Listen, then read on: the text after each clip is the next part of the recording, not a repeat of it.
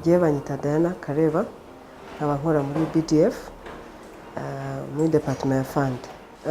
Muri department ya fund nshinzwe Quasi Equity na agribusiness. Quasi Equity akaba ari product ya BDF dufatanya n'abafite imishinga yunguka kubishyira mu bikorwa.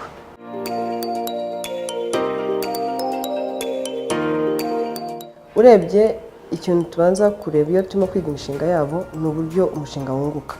Ku igitekerezo gishobora kuba ari cyiza ariko mu by'ukuri nta soko rihagije rihari.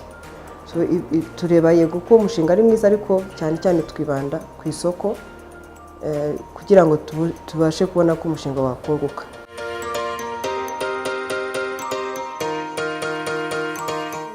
Bavuga yuko bitoroshye kubona aya mafaranga.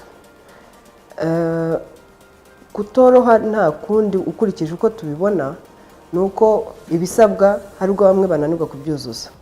Iyo rero unaniwe kuzuza ibisabwa natwe ntabwo tubasha kubona uburyo tugufasha cyangwa se dufatanya nawe.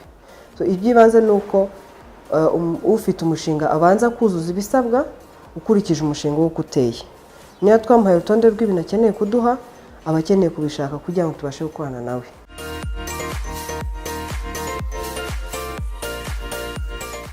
Urebye bakeneye kutugana mbere na mbere ko bafata amakuru hanze.